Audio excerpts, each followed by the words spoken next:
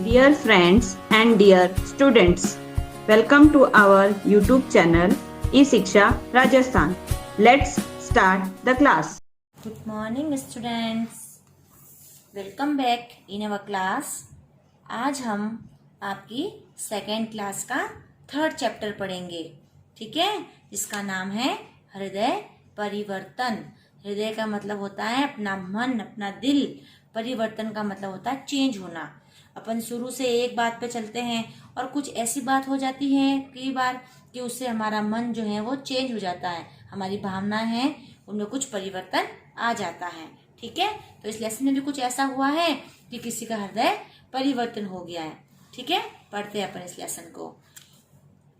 प्राचीन काल की बात है। प्राचीन का मतलब बहुत पुराने समय की बात है कि घने जंगल में एक भयानक डाकू रहता था। भयानक मतलब बहुत ही डरावना दिखने वाला एक डाकू। डाकू का मतलब होता है जो दूसरों को लूटता है, परेशान करता है। डाकू रहता था। लोग उसे अंगुलीमाल के नाम से जानते थे। क्या नाम था उसका? अंगुलीमाल। वह डाकू बड़ा क्रूर था। क्रूर मतलब बहुत ही निर्दयी था। उसके मन में किसी के प्रति दया नहीं थी।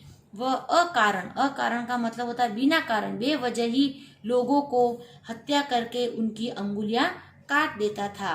वो बिना कारण ही लोगों की उंगलियां काटता और उन उंगलियों की माला बनाकर वह गले में पहनता था। देखो यहाँ पे ये सारी अंगुलियां हैं, इसमें इन्होंने इस दैत्य ने ये माला बनाकर पहन ली है।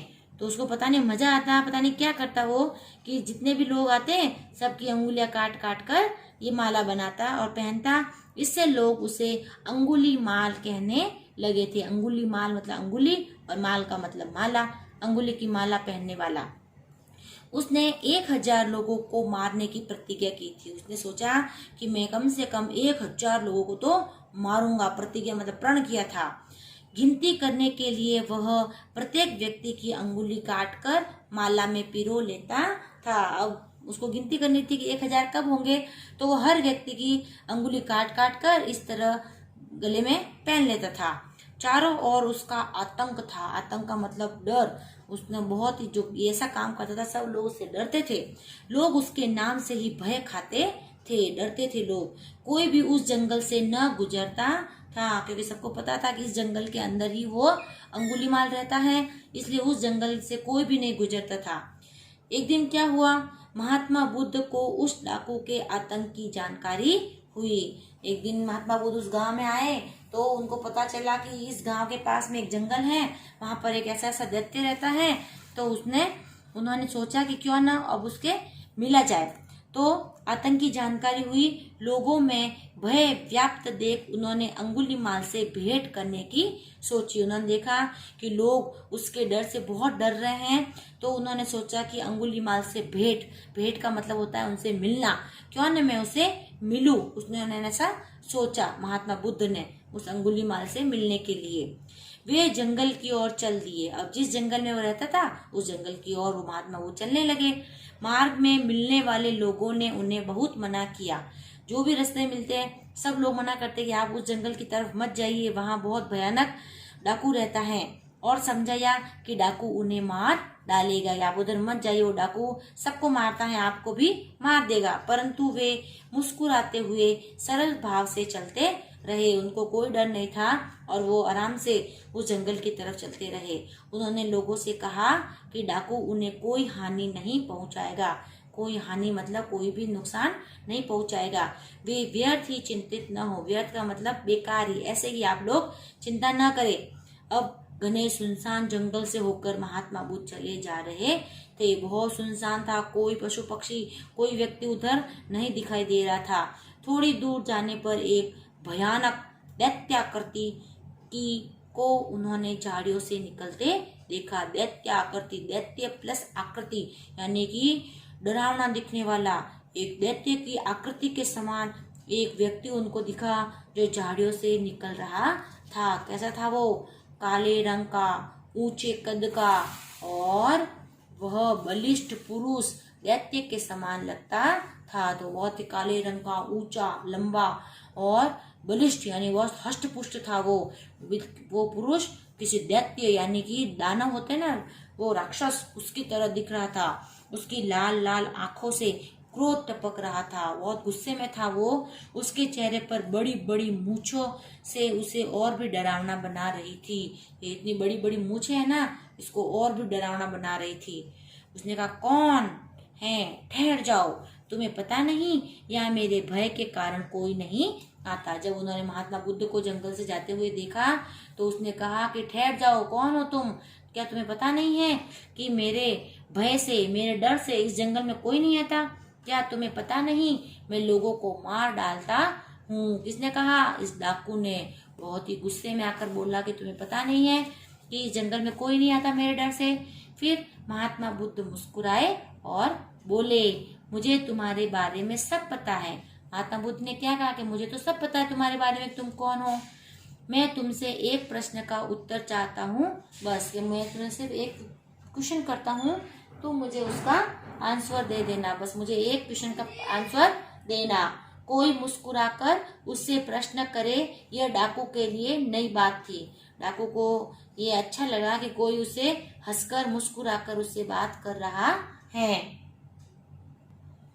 तो अब भाई, सामने के वृक्ष से 4 पत्तियां तोड़ लाओ। किसने कहा? महात्मा बुद्ध ने कहा कि सुनो, तुम वो सामने जो पेड़ दिख रहा है उससे सिर्फ 4 पत्तियां तोड़कर लेकर आओ। अंगुलीमाल चुपचाप पत्तियां तोड़कर लाया और बुद्ध ने कहा, अब एक काम और करो, जहां से इन पत्तियों को तोड़ा है वहीं लगा आओ। अब उसको समझाने के लिए क्या कहा बुद्ध ने कि तुम जाओ और सामने के पेड़ से 4 पत्तियां तोड़ कर लेके आओ।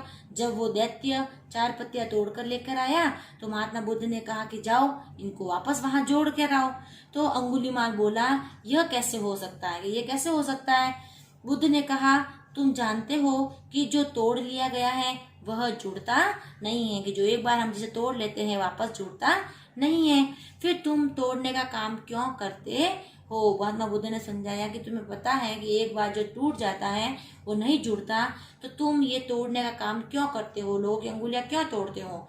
लोगों की हत्या क्यों करते हो? उनकी अंगुलियां क्यों काटते हो? ये महात्मा बुद्ध ने उसको समझाया। तो अंगुलीमाल की समझ में ये बात आ गई कि हाँ, वास्तविक में मैं गलत हूँ, मुझे ऐसा काम नहीं करना चाहिए। और उसका हृदय परिवर्तित हो गया, उसका जो मन था वो चेंज हो गया कि नहीं, आज से मैं ऐसा काम नहीं करूंगा। और वह महात्मा बुद्ध के चरणों में गिर पड़ा। उसको समझ में आ गया कि मनुष्य जीवन में ये चोरी करना और ये लूटपाट करना, डराना, धमकाना, मारना, यही सब कुछ नहीं होता है।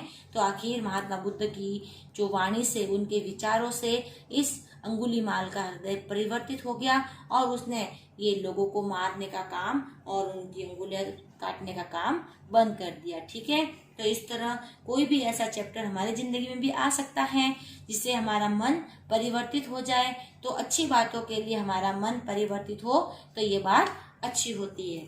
ठीक है, तो आज का हमारे चैप्टर यही कंप्लीट होता है। अच्छा लगा ना चैप्टर? सीख भी मिली हमें इससे अच्छी वाली। तो आपका ये लेसन कंप्लीट हुआ। अब हम चलते हैं क्वेश्चन आंसर की ओर। ठीक है, तो अब फर्स्ट क्वेश्चन देखते हैं अपन। निम्नलिखित प्रश्नों के उत्तर दीजिए। फर्स्ट है, अंगुलीमाल कौन था? कौन था अंगुलीमाल?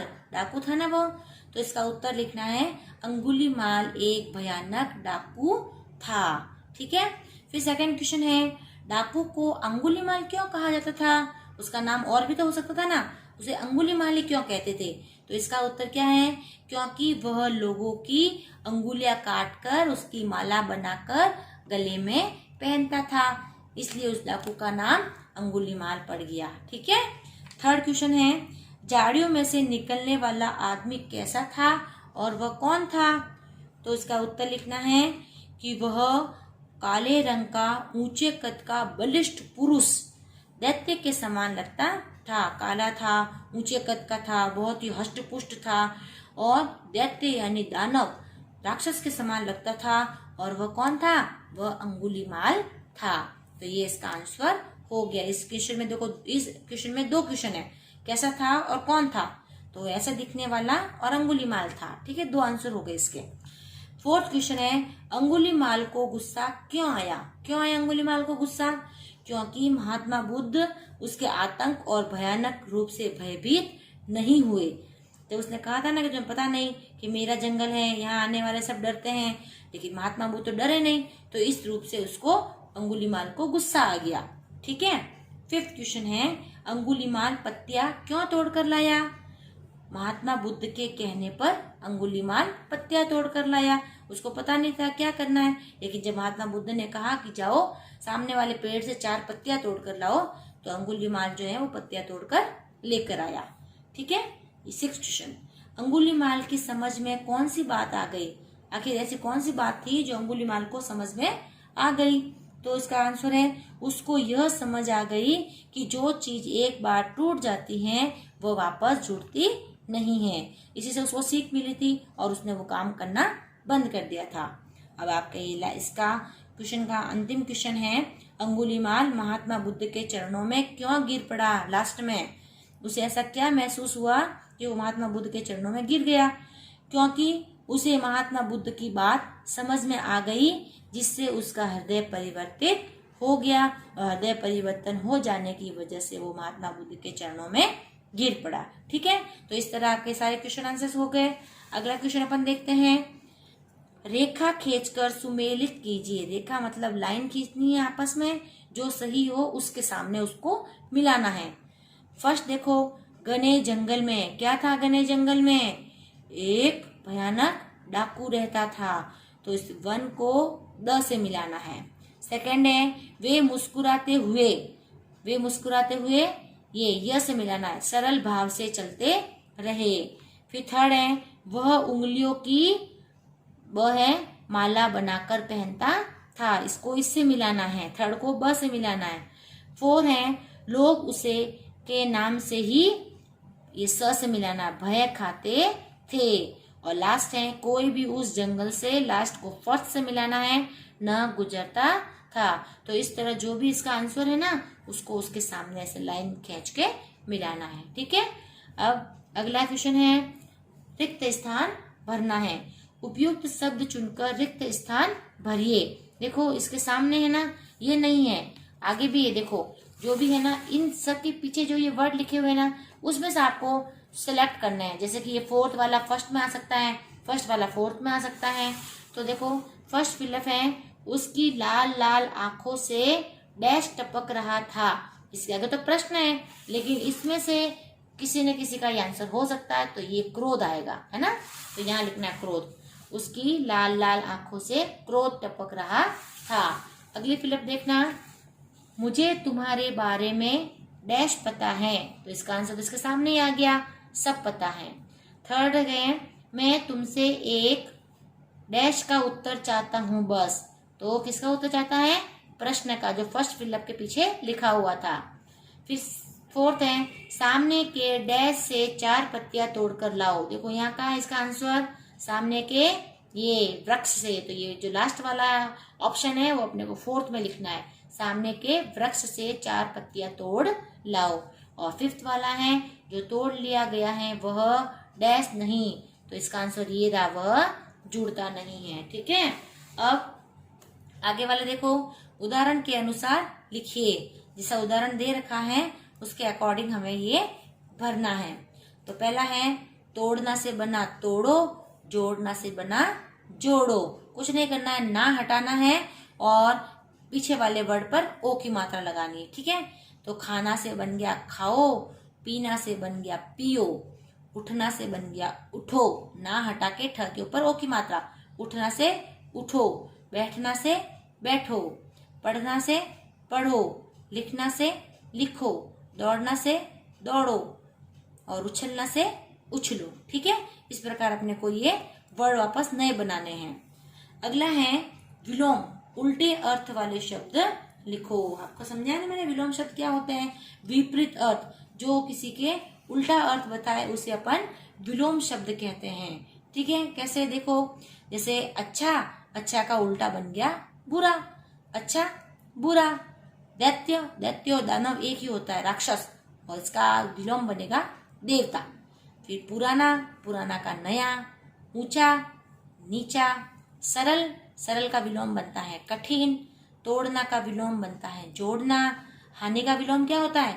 लाभ, और दूर का पास। इस तरह हमें इसके क्या बनाने हैं, विलोम शब्द। विलोम शब्द का मतलब क्या होता है, एक का उल्टा अर्थ देने वाले, विपरीत अर्थ देने वाले शब्दों को विलोम शब्द कहते हैं। अब इसका ग क्वेश्चन देखते हैं। निम्नलिखित वर्णों की मात्राओं का प्रयोग करके शब्द रचना कीजिए। देखो ये इधर अपने को मात्रा दे रखी है। अब इन मात्राओं का प्रयोग करते हुए हमें दो दो शब्द बनाने हैं, ठीक है। जैसे छोटा ऊ की मात्रा वाले सुबह धनुष, फिर बड़ा ऊ की मात्रा वाले मयूर खजूर, फिर आ की मात्रा वाले राजा पाठशाला, छोटी ई की मात्रा वाले सितार मिठाई, ऋषि की मात्रा वाले वृक्ष मृग, फिर औ की मात्रा वाले मौसी सौदागर, ओ की मात्रा वाले कोयल चोर, ए की मात्रा वाले केशव चेतन, आई की मात्रा वाले कैलाश मैदान, ठीक है। तो इस तरह हमें इन मात्राओं के बनने वाले शब्दों को यहाँ पे लिखना है। फिर अगला क्वेश्चन की तरफ बढ़ते हैं अपन। सुंदर लेख में लिखिए, कुछ नहीं करना है, आगे भी आपके ऐसा क्वेश्चन है ना, ये कि ये वर्ड अच्छी हैंडराइटिंग में आपको 3 टाइम लिखने हैं, ठीक है। ऐसे के ऐसे 3 बार आपको ये शब्द लिखने हैं और कुछ भी चेंज नहीं करना, जैसे लिखे हुए हैं वैसे ही लिखने हैं, ठीक है। अगला क्वेश्चन देखो। अगला क्वेश्चन तो बिल्कुल सिंपल है, आपके सिर्फ जोड़कर लिखना है। कैसे जोड़कर लिखना है, उपयुक्त शब्दों के जोड़े बनाकर लिखिए। जैसे ये काला शब्द सबके आगे आएगा और पीछे ये वाले वर्ड लिखने हैं। कैसे, काला कोट, काला कुर्ता, काला कौवा, काला कुत्ता, काला घोड़ा, काला सांप, काला बादल और काला पिल्ला। तो ये 8 वर्ड आपको ऐसे जोड़ जोड़ के लिखने हैं। देखो मैंने 1-2 लिखे हैं, आपको ये पूरे इस तरीके से यहाँ पे लिखने हैं, ठीक है। और आपके इस चैप्टर का लास्ट क्वेश्चन है, डाकू अंगुलीमाल पर 5 वाक्य लिखने के। डाकू अंगुलीमाल कौन था, क्या करता था, उसके बारे में सारे सब कुछ लिखना है। तो अंगुलीमाल एक भयानक डाकू था, वह अकारण सबकी उंगलियां काटता था, उसने प्रतिज्ञा ली थी कि वह 1000 लोगों को मारेगा, वह काला ऊंचा व बलिष्ठ होने के कारण दैत्य की तरह दिखता था, और लास्ट है महात्मा बुद्ध के कारण उसका हृदय परिवर्तित हो गया था। तो ये 5 लाइन आपको इस डाकू अंगुलीमाल के बारे में लिखनी है, ठीक है। तो ये चैप्टर आप अच्छी सुंदर हैंड राइटिंग में अपनी नोटबुक में करना और इसको 2 बार पढ़ना, 3 बार पढ़ना, ताकि ये चैप्टर आपको और अच्छे समझ में आ जाए, ठीक है। बाय बच्चों।